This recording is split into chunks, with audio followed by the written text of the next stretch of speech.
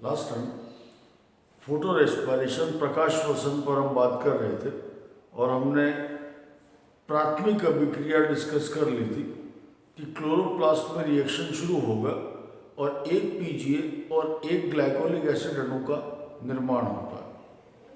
Further glycolic acid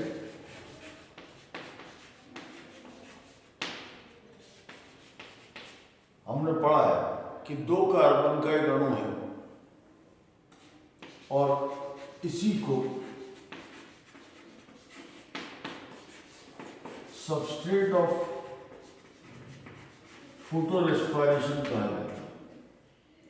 प्रकाश श्वसन का क्रियाधार substrate of photo respiration is glycolic acid, इसीलिए चक्र का नाम ग्लाइकोलेट मेटाबॉलिज्म है।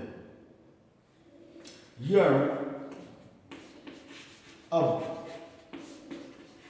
ट्रांसपोर्ट होगा और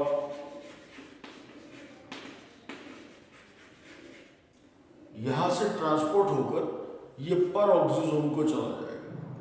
हमने कहा था कि रिएक्शन क्लोरोप्लास्ट से शुरू होकर पर ऑक्सीजोम और पर ऑक्सीजोम से शुरू होकर माइटोकॉन्ड्रिया को जाती है।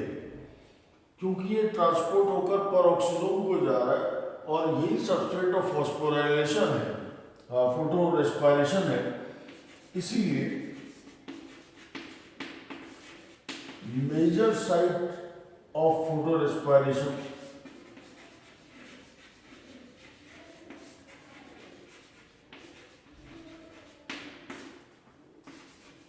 इज पर ऑक्सीजोम।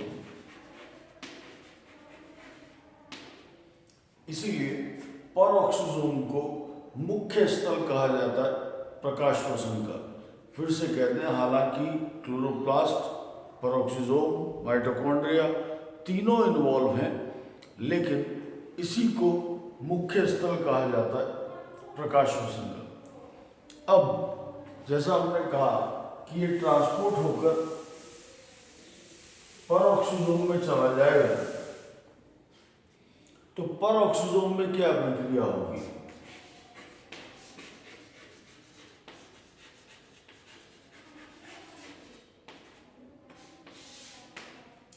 पर ऑक्सीजोम में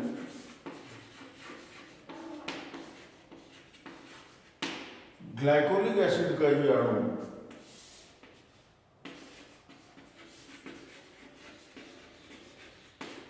ग्लाइकोलेट ऑक्सीडेज एंजाइम की प्रेजेंस में काम करेगा। हमने कहा फोटो रेस्पिरेशन के लिए ऑक्सीजन का हायर कॉन्सेंट्रेशन एक इग्नाइटिंग इफेक्ट है, कैटालिटिक रोल प्ले करता है। तो वही हाई ऑक्सीजन यहां भी इस एंजाइम को इफेक्ट करेगी। ग्लाइकोलेट ऑक्सीडेज की प्रेजेंस में जब ये ऑक्सीडाइज होगा ये मॉलिक्यूल हाई ऑक्सीजन की प्रेजेंस में, तो यहां ग्लाइऑक्साइलेट का निर्माण होगा, ग्लाइऑक्साइलिक एसिड बनता है और इस रिएक्शन के बाय प्रोडक्ट्स में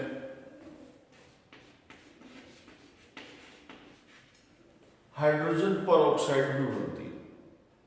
क्योंकि हाइड्रोजन परऑक्साइड एक पॉइजनस मॉलिक्यूल है, एक टॉक्सिक मॉलिक्यूल है सेल्यूलर सिस्टम के लिए, क्योंकि मेम्ब्रेन्स को डिसरप्ट कर सकता है।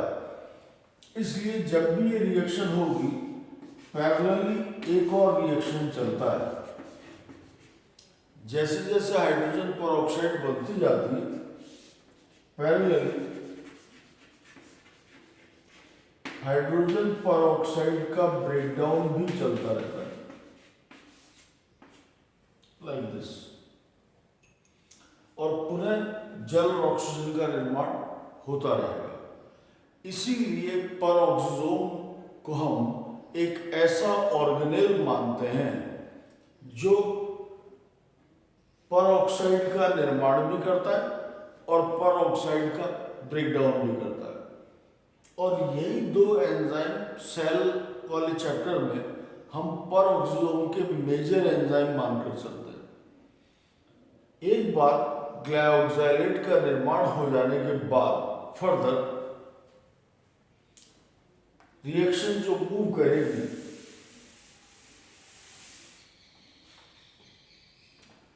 जैसा हमने कहा, एक बार ग्लाइऑक्सैलिक एसिड बनेगा, ये ग्लाइऑक्सैलिक एसिड अल्टीमेटली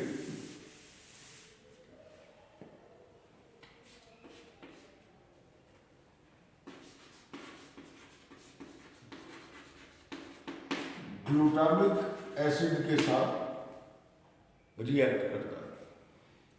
ग्लूटामिक एसिड वास्तव में 5 कार्बन का अमीनो एसिड है। ये 2 कार्बन का है, ये 5 कार्बन प्लस एक अमाइन ग्रुप यानी अमीनो अम्ल है। ये रिएक्शन ट्रांस अमाइनेज एंजाइम की प्रेजेंस में होगी। 2 कार्बन यहाँ है, 5 कार्बन प्लस अमाइन ग्रुप यहाँ है। ये मॉलिक्यूल अपना अमाइन ग्रुप इसे दे देगा, यानी ये हो जाएगा 2 कार्बन प्लस अमाइन, और इससे ग्लाइसिन अमीनो अम्ल बनेगा। 2 कार्बन प्लस अमाइन यहां से ले लिया इसने, तो ग्लाइसिन का निर्माण हुआ, और यहां बचे 5 कार्बन। वो 5 कार्बन अल्फा कीटोग्लूटारिक एसिड में कन्वर्ट हो जाएंगे। ये ट्रांसअमीनेशन की रिएक्शन है। ट्रांसअमीनेशन फॉरवर्ड रिएक्शंस में परऑक्सीजोम में हो रहा है, यानी जब रिएक्शन क्लोरोप्लास्ट से परऑक्सीजोम में आई तो ट्रांसअमीनेशन का रिएक्शन यहाँ हुआ और ग्लाइसिन का निर्माण हुआ। ग्लाइसिन का ये मॉलिक्यूल अब मूव करके माइटोकॉन्ड्रिया को चला जाएगा,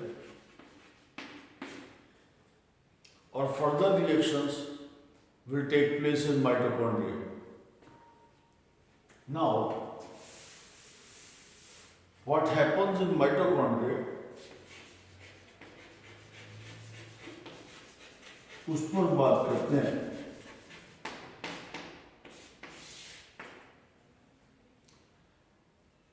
इसी तरह से ग्लाइसिन के अणुओं का निर्माण होता रहेगा, और ये ग्लाइसिन के अणु माइटोकॉन्ड्रिया में जाते रहेंगे।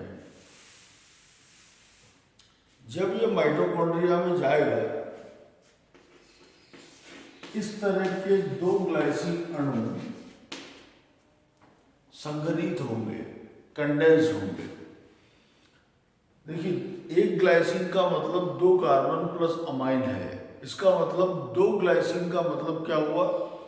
4 कार्बन और 2 अमाइन है। एक ग्लाइसिन यानी 2 कार्बन प्लस अमाइन, यानी 2 ग्लाइसिन का मतलब हो गया 4 कार्बन प्लस 2 अमाइन। इन दोनों के कंडेंसेशन से एक तो सेरीन बनेगा, जो 3 कार्बन का अमीनो अम्ल है। 4 कार्बन और 2 अमाइन थे इनके पास कुल, इनमें से 3 कार्बन और 1 अमाइन तो यहां निकल गया। बचा क्या? 1 कार्बन और 1 अमाइन। 1 अमाइन निकल गया और 1 CO2 का निर्माण हुआ। प्लस यहां डिहाइड्रोजनेशन रिएक्शन से एक NADH2 का भी निर्माण हुआ। इस पूरे चक्र में यहां ये जो CO2 निकला है, यही CO2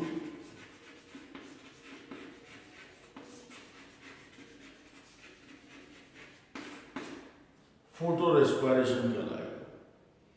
हम फिर से समझ लें बात। ऑर्गेनिक कंपाउंड्स के ब्रेकडाउन हो ऑक्सीजन की प्रेजेंस में माइटोकॉन्ड्रिया में, और CO2 का लिबरेशन हो माइटोकॉन्ड्रिया में। इस प्रोसेस को हम रेस्पिरेशन कहते हैं।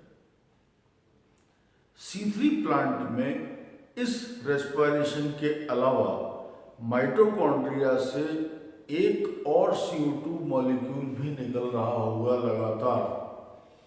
यानी माइटोकॉन्ड्रिया ऑफ C3 प्लांट से दिन के समय दो विभिन्न प्रकार से CO2 निकलेगी, एक रेस्पिरेशन नॉर्मल के थ्रू और एक इस तरीके से। क्योंकि ये reaction purely light, high temperature and high oxygen के प्रेजेंस में हुआ है, इसलिए इसे अलग से नाम फोटो रेस्पिरेशन दिया गया है। ठीक है, फोटो रेस्पिरेटरी रिलीज तो हो गया, लेकिन इस बने हुए सेरीन मॉलिक्यूल का क्या होगा?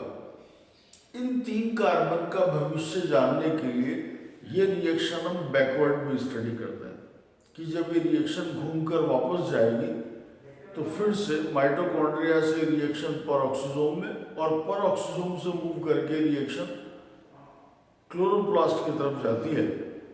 तब हम पूरा चक्र कहते हैं, जिसे हम C2 साइकिल या ग्लाइकोलेट साइकिल के नाम से जानते हैं। Photo respiratory release of CO2 यहाँ हो चुका। हमें ये याद रखना चाहिए कि अब बचा क्या है। एक सेरीन बचा है, एक अमोनिया और एक ऊर्जा का अणु NaDH2 की फॉर्म में अभी उपलब्ध है। ये सारी रिएक्शंस माइटोकॉन्ड्रिया में हुई। अब इस पर हम आगे बात करेंगे नेक्स्ट टॉपिक में कि एक्चुअली ये किस तरह से रिएक्शन रिवर्ट बैक करती है। Thank you.